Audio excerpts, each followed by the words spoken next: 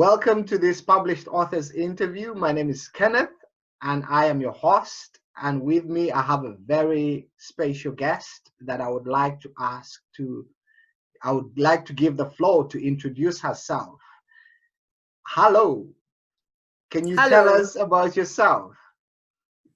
Thank you very much, Kenneth, for this opportunity and also for us to get together and do this recording. My name is Dr. Mollynn Otim.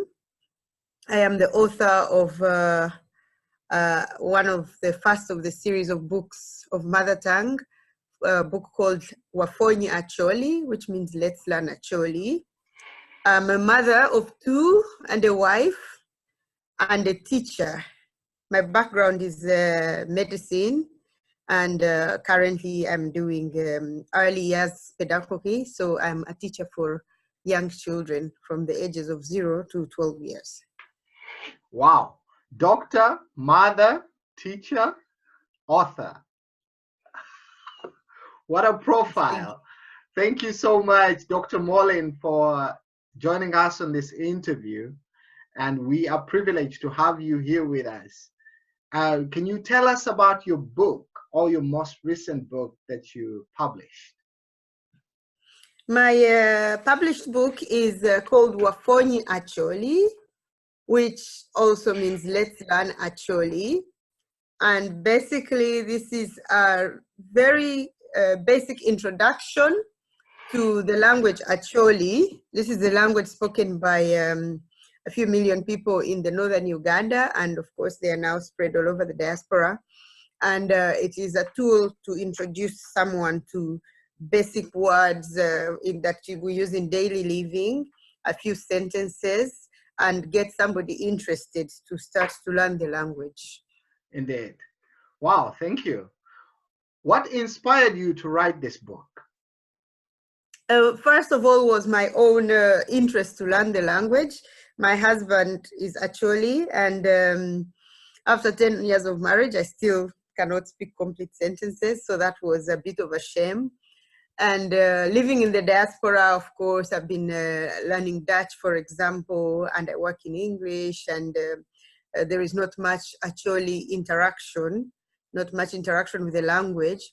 And when I had my own children, who the eldest is now 10, I realized that as they're getting older, they're still not able to connect with the language. And looking around, I didn't find many tools. For example, if one wants to learn Acholi, not audio tools, not visual tools, no books or materials. So I thought, well, I might as well get started on creating my own tools. And as I create them, it's also an avenue for me to learn the language. So I wrote the first book. Wow. Very nice. So the desire to learn the language and the lack of the tools being easily available for the future generation are the two main things that inspired you to write the book. Absolutely. Very nice. How did you choose your topic for the book? Well, for this book, choosing a topic was very easy because it is a book about learning Acholi, and I wanted it to be easily searchable. I wanted it to be catchy, and I wanted it to be really easy to use. So Let's Learn Acholi was kind of the easy part of choosing the book. Wafonyi means let's learn. So that was easy.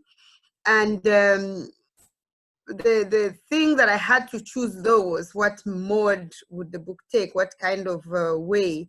And I knew that I wanted it to be very well illustrated because it is targeting children, although it's also used by adults. So I wanted the illustration to be good. I wanted the pictures to be really attractive for kids, you know, they're very visual. And I wanted everything in it to be African because Acholi is an African language. So yeah. I had more the task of selecting, for example, an illustrator who would illustrate exactly what I wanted. And I wanted it to be very down to earth, that when you open the book, you really see the culture and you see the language and the illustrations and the colors. So that was an easy task. Wow. Wow. Very nice. And do you consider yourself as a naturally talented writer, or is writing a skill that you have developed over time? Well, the answer is yes and no at the same time, because I have loved writing from when I was little. Writing came easy to me, and from when I was in school. So writing and reading were things that I liked. But career-wise, I have been writing for an adult audience. I was writing scientific kind of books on material. Going through medical school, of course, there was a lot of writing involved. And although I'm a good storyteller, I didn't think that in terms of writing stories for kids, that was something that I was naturally talented at. As a person, I love being around kids. And so when I changed career to pedagogy, I was immersed in reading kids' books. And so the writing I developed over time, being able to write in a language that a child understands, that is something I learned over time. So it was not natural to me. I see. What would you tell me is the one thing that has happened to you personally that has had the biggest impact on your writing books? That's something quite that I can give you a very specific answer and incident. It was when I realized that my daughter, who was then 4 coming on to 5, when I realized that her idea of beauty, her idea of being beautiful or looking good was very much associated with being Caucasian, which she's not. And she didn't like her hair, she didn't like the color of her skin, she didn't like generally being dark. And it became obvious to me that it's because she's so surrounded by literature. I mean, all the childhood books she loves to read, she loves to watch cartoons, she loves to watch TV.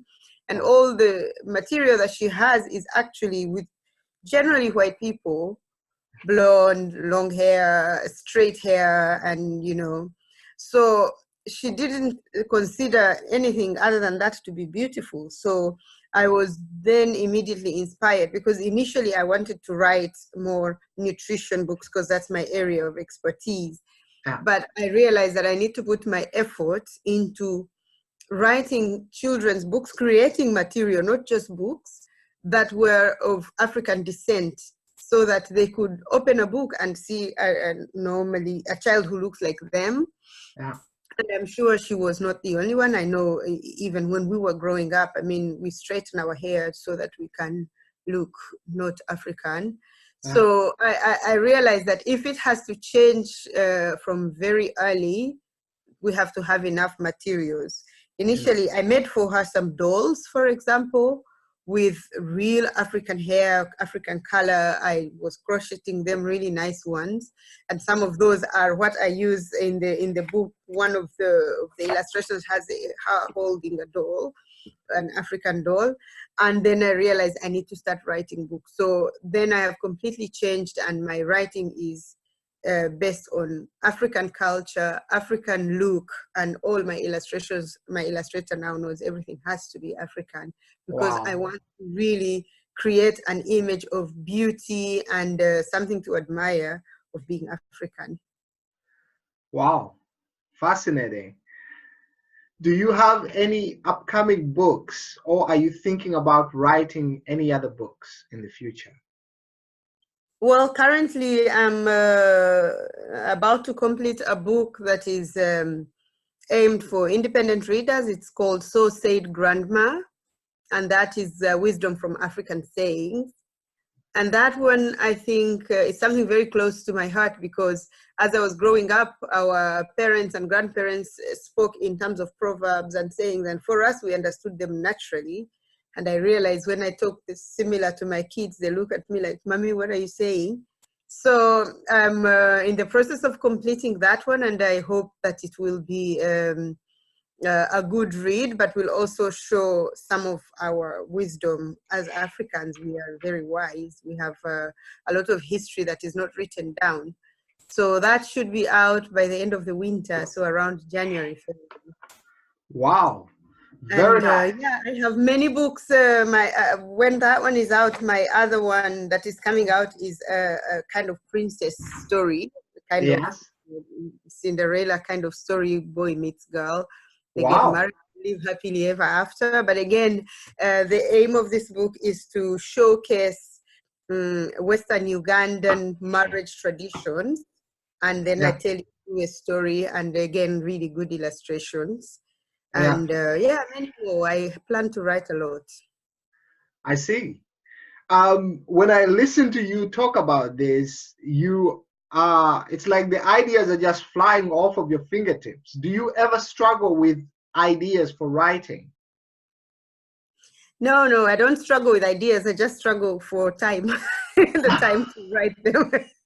Wow. Yeah, So the the ideas, struggle is for time, not for ideas. not for ideas. I have a list of about 10 unwritten books on the list. Wow.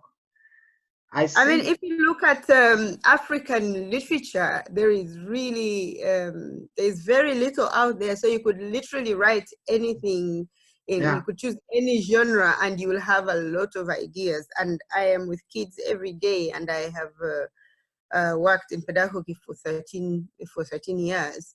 Yeah. You can approach it from any angle. I have lots that I could write, from games that we played and to songs that we sang, and Amazing. so much that we can write. Indeed. Wow. Yeah. Thank you so much, Dr. Mollynn Otim. Where can people buy your books, and where can people find you if they watch this interview and they would like to connect with you? Well, my books are published by Author House, which is global. It's based in the UK, but it's really global in terms of distribution. And they are available on any online store, even Bol.com, Amazon. In whatever country you are, they will get the book to you. So that is the good thing. And of course, with social media, I can be reached on Facebook, I can be reached by email. And I have a website that I need to put more effort into, but I do respond within 24 hours. Yes. That is www.mollyncares.com. And I can also be reached on WhatsApp. Wow. So you are reachable on WhatsApp, and your website is www.mollyncares.com. .com, yes. So, ladies and gentlemen, once again, that's www.mollyncares.com. And Mollynn is Mollyn. Yes. And Cares is CARES.com. Yes. COM. Yes. Thank you so much, Dr. Mollynn. It's been a pleasure hosting you. Do you have any last remarks that you would like to share before we end this interview? Well, yes, I would like to encourage people to read more. I would like to encourage people to buy the book as a gift, but also for them to know I'm working on a campaign, for example, because the book is being published in Europe. The price is quite high, but the quality is high too. And I'm working on a project to get the book to children in Africa, in Uganda, in schools, because again, there is not many illustration materials in schools.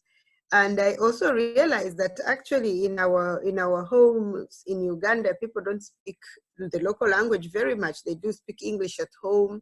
And so there is a need to promote the mother language, the mother tongue. And what I would like to work on is that whenever somebody buys a book online, Yeah. and sends me a proof of purchase that they've bought the book, then I would give one copy of the book to anybody of their choice in Uganda. Wow. So the person has to be the person that is receiving the book has to be in Uganda. And if there are any other methods that they can think of getting the book to the people who actually need it, I'm very open to those ideas. Wow.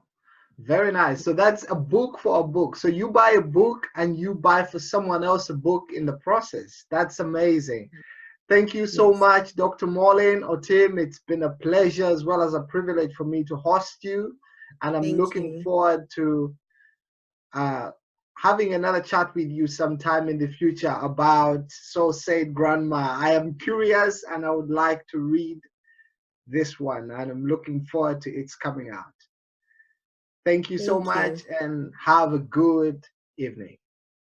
Have a lovely evening. Thank you. Bye Thank bye. you. Bye.